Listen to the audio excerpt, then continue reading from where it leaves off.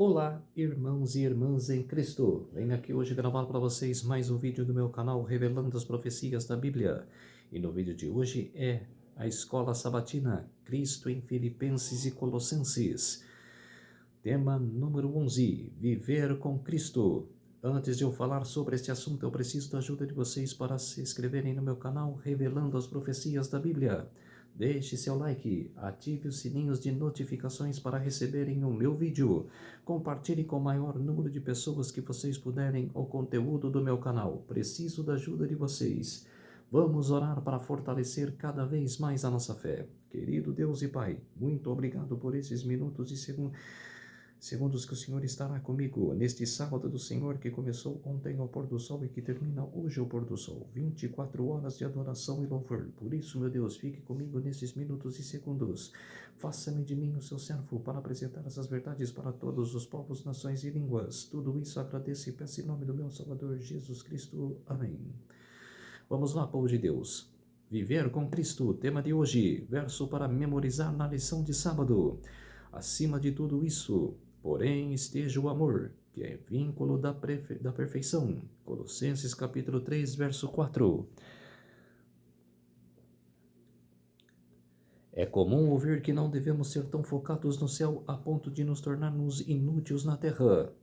Embora isso faz sentido, Paulo acrescenta em Colossenses 3 um conceito igualmente importante. Se estivermos excessivamente focados na terra, seremos de pouca utilidade para Deus. Ele chama a atenção para princípios práticos e conceitos que vêm do céu e não só só são compreendidos porque foram ressuscitados juntamente com Cristo. Colossenses capítulo 3, verso 1. Seus conselhos são diretos e aplicáveis a todas as áreas da vida, fortalecendo nossos relacionamentos na igreja e na sociedade. Jesus disse: amém aos seus inimigos e orem pelos que perseguem vocês, para que demonstrem que são filhos do Pai de vocês, que estás nos céus, porque ele faz o sol nascer sobre os maus e bons e vir sobre os maus e bons, e vir chuva sobre justos e injustos. Mateus capítulo 5, verso 44 e 45. Se quisermos viver esse princípio impossível a ser úteis para Deus, precisamos ter a mente voltada para o céu. Nesta semana veremos o que viver com Cristo pode transformar nossa vida agora e por toda a eternidade. Lição de domingo, mentalidade celestial. Pergunta número 1, leia Colossenses capítulo 3, versos 1 a 4. Que condição Paulo apresenta como essencial para o desenvolvimento de uma mentalidade celestial? O que isso significa para você? Do topo de uma montanha é possível contemplar uma vasta paisagem ao redor. Desde os tempos antigos, montanhas têm sido procuradas por aqueles que desejam uma experiência mais próxima com Deus. Salmos capítulo 121, versos 1 a 2. Até mesmo montanhas artificiais, conhecidas como zigurates, foram construídas por pagãos com um propósito semelhante, encontrar-se com os seus deuses. Curiosamente, a cidade de Ur, no qual Abraão foi chamado a sair, possuía uma grande zigurate visível a quilômetros de distância. No entanto, simplesmente mudar de atitude não aproxima ninguém do céu em um sentido espiritual. O esforço humano por si só jamais poderia alcançar esse objetivo. Somente por um milagre da graça podemos nos aproximar do céu. Quando morremos e ressuscitamos com Cristo, somos simbolizados no batismo. Colossenses capítulo 2, versos 12 e 13. Desde o início de Colossenses 3, há uma ênfase constante no que está acima, ou seja, no qual há no céu, as coisas lá do alto, onde Cristo vive, juntamente com Cristo em Deus, com Ele em glória. Colossenses capítulo 3, versos 1 a 4. A verdade é que há muito na vida cristã que desafia a lógica humana. Como alguém pode realmente morrer e ressuscitar, se aparentemente esta pessoa continua a mesma e nunca passou por uma experiência literal ou de morte? Muitas coisas não faz sentido para uma mente humana sem a influência do Espírito Santo, mas para aqueles que foram transformados espiritualmente e receberam o novo coração prometido por Deus, Morrer para o pecado e ressuscitar com Cristo são realidades concretas. Como diz um hino, você me pergunta como sei que ele vive. Ele vive dentro do meu coração. Assim, Paulo dá essas orientações porque há uma necessidade constante de renovação da vida espiritual. 2 Coríntios capítulo 4, verso 16. De fato, podemos nos desviar e nos perder. E neste mundo de pecado nunca estaremos totalmente livres da tentação. Por isso devemos escolher diariamente buscar as coisas lá do alto. Colossenses capítulo 3, verso 1. Nossa vida eterna está segura, oculta juntamente com Cristo em Deus. Colossenses capítulo 3, verso 3. Porém, a maneira como vivemos esta realidade certamente não deve ficar escolhida. Pergunta no rodapé: para onde seus pensamentos estão voltados? Para as coisas do alto ou para as coisas da terra? Quer dizer, muitas vezes é para as coisas do céu, né? Do alto. E a gente desvia para as coisas da terra. Porque é o defeito do ser humano. Não tem jeito. Mas devemos ir buscar as coisas lá do alto. Retamente. Se for o segundo caso, como mudar esta direção? É buscar retamente, é direcionar retamente para as coisas do alto. Lição de segunda-feira. Acabe com a mentalidade terrena. É comum ouvir protestos como: chega de guerras, proteja as florestas, não as nucleares, não as armas nucleares. Mas provavelmente nunca ouvimos algo como: acabe com a mentalidade terrena. Este tipo de ideia simplesmente não combina com a forma como o mundo pensa. Não como as outras causas não sejam importantes, mas são muito limitadas. Especialmente diante da iminência da eternidade, nosso foco precisa de ser superior. Pergunta número 2. Leia Colossenses capítulo 3, versos 5 e 6, Romanos capítulo 6, versos 1 a 7. Como podemos morrer para o eu e para as coisas terrenas e viver para as coisas lá do alto? Colossenses capítulo 3, verso 1. Ainda que espiritualmente tenhamos morrido com Cristo, tudo o que pertence à natureza terrena, isto é, as tentações que o corpo e a mente nos apresentam, precisa ser eliminado. Há, porém, dois aspectos importantes a considerar em relação a esta ordem. Primeiro, em Colossenses capítulo 3, verso 1, a forma verbal grega que Paulo usa pressupõe que, de fato, fomos ressuscitados com Cristo. Segundo, a ordem em Colossenses capítulo 3, verso 5, é uma consequência dessa realidade. Portanto, só conseguimos abandonar as coisas terrenas, imoralidade sexual, impureza, paixões, maus desejos e avareza, porque fomos ressuscitados com Cristo e recebemos dele a vida espiritual e o poder para expulsar estas coisas da nossa mente e da nossa vida. Outra ocorrência da expressão grega usada em Colossenses capítulo 3, verso 6. A ira de Deus está em Romanos capítulo 1, verso 18. Deus entregou as pessoas a seus próprios caminhos perversos. Romanos capítulo 1, versos 24 a 26. Além disso, sua ira vem sobre os que vivem na desobediência. Colossenses capítulo 3, verso 6. Apocalipse capítulo 6, versos 16 e 17. Paulo menciona a impiedade e injustiça. Romanos capítulo 1, verso 18. E usando a mesma palavra grega em ambas passagens, associa impureza com aqueles que seguem os desejos do coração deles, para desonrarem o seu corpo entre si. Romanos capítulo 1, verso 24, Colossenses capítulo 3, verso 5. E de que forma eles desonram o próprio corpo, recusando reconhecer o Criador e se entregando às paixões vergonhosas. Porque as mulheres trocariam o modo natural das relações íntimas por outro, contrário à natureza da mesma forma. Também os homens, deixando o contrato natural da mulher, se inflamam naturalmente em sua sensualidade, cometendo indecência homens com os homens. Romanos capítulo 1, versos 26 e 27. Paulo escreveu: façam morrer tudo que pertence à natureza terrena. Colossenses capítulo 3, verso 5. Como podemos obedecer essa instrução? É obedecer. É é de nos mentalizar retamente para esta obediência. O que hoje as pessoas têm dificuldade é de obedecer e de centralizar retamente. Lição de terça-feira, renovados em conhecimento. Pergunta número 3, leia Colossenses capítulo 3, versos 6 a 11. Qual é o caminho para a renovação espiritual? As palavras iniciais de Colossenses capítulo 3, verso 8, marcam uma mudança decisiva na morte para a vida. Agora, porém, no grego, o termo agora é enfático. Agora que vocês ressuscitam com Cristo e buscam as coisas do alto, sua vida deve ser muito diferente da anterior. Depois de terem mortificado tudo que pertence à natureza terrena, agora, porém, abandone igualmente todas estas coisas: ira, indignação, maldade, blasfêmia, linguagem obscena no falar. Colossenses capítulo 3, versos 5 e 8. Como visto anteriormente, tanto a ira quanto a indignação descrevem a justa reação de Deus e de Jesus ao pecado. Marcos capítulo 3, verso 5, Apocalipse capítulo 6, verso 16.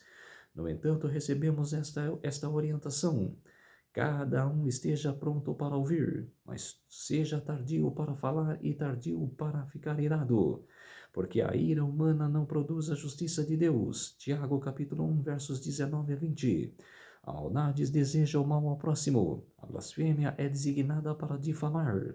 Paulo também condena palavras abusivas e obscenas. Por fim, mentir é proibido. Levítico capítulo 19, versos 11 e 12. Uma vez que vocês se desinspiram da velha natureza com as suas práticas. Colossenses capítulo 3, verso 9. Pergunta número 4. O que Paulo quis dizer com velha natureza em contrastes com a nova natureza? Romanos capítulo 6, verso 6 e Efésios capítulo 4, versos 22 e 24. Os verbos que Paulo usa para descrever a transformação da velha para a nova natureza fazem alusão a vestimentas, como se alguém renovasse roupas sujas e se fosse revestido com novas vestes brancas. Zacarias capítulo 3, verso 4. Da mesma forma, há uma distinção entre os antigos e novos pactos, caracterizados respectivamente pela letra da lei gravada extremamente e pela lei escrita pelo Espírito no coração. 2 Coríntios capítulo 3, verso 4 a 18, Hebreus capítulo 8, versos 8 a 10. Essas metáforas ilustram conversão e as suas consequências, os que Paulo chama de nova criatura. 2 Coríntios capítulo 5, verso 17. Somos renovados para o pleno conhecimento segundo a imagem de Cristo. Colossenses capítulo 3, verso 10. O que é a imagem do Deus invisível? Colossenses capítulo 1, verso 15. O conhecimento de Cristo por meio da sua palavra nos transforma de glória em glória, na sua própria imagem. 2 Coríntios capítulo 3, verso 18. Isso nos eleva acima de barreiras éticas, geográficas e sociais. Colossenses capítulo 3, verso 11. Pois pertencemos a um reino superior. Lição de quarta-feira: o caráter da nova vida. Depois de descrever os maus hábitos e as características negativas que devem ser abandonadas ao nos entregarmos a Cristo, Paulo destacou os aspectos positivos como a passagem das trevas para a luz. Pergunta número 5. Leia Colossenses capítulo 3, versos 12 a 14. Como Paulo descreve aqueles que creem em Jesus? De que maneira essa descrição está ligada às qualidades das quais devemos nos revestir? Assim como Israel, chamado por Deus para ser povo e especial e refletir seu caráter, os que creem em Jesus são chamados de eleitos de Deus. Colossenses capítulo 3, verso 12. No entanto, nem todos vivem à altura desse chamado. Como Jesus disse, muitos são chamados, mas poucos são escolhidos. Mateus capítulo 22, verso 14. Paulo também se refere aos eleitos com um significado semelhante. Romanos 8:33, 2 Timóteo capítulo 2, verso 10. Assim como Israel, os cristãos são santos e amados por Deus. Deuteronômio capítulo 7, versos 6 a 8. Esse privilégio traz consigo a responsabilidade de proclamar as virtudes daquele que nos chamou das trevas para a sua maravilhosa luz. 1 Pedro capítulo 2, verso 9. A melhor forma de fazer isto é ter uma vida transformada. As qualidades mencionadas por Paulo são um desafio. Revestiam-se de profunda compaixão, de bondade e de humildade, de mansidão, de paciência, suportem-se uns aos outros e perdoem-se mutuamente. Acima de tudo isto, porém, esteja o amor. Colossenses capítulo 3, versos 12 a 14. Essa característica só pode surgir de um coração unido a Cristo, pois refletem seu caráter e tratamento.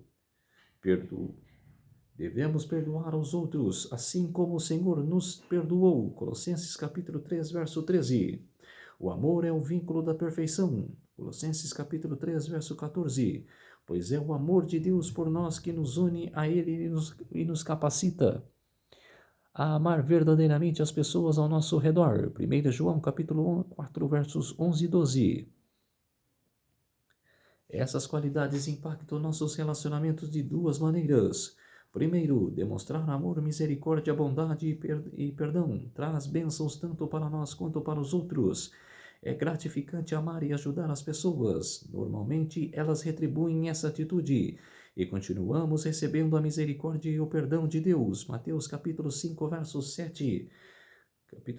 Capítulo 6, verso 14. Em segundo lugar, e mais importante, nossas atitudes glorificam a Deus e podem inspirar outras pessoas a crer e seguir a Cristo, pois demonstram o poder de graça divina. Nenhuma influência que possa rodear a alma tem mais poder do que de uma vida abnegada.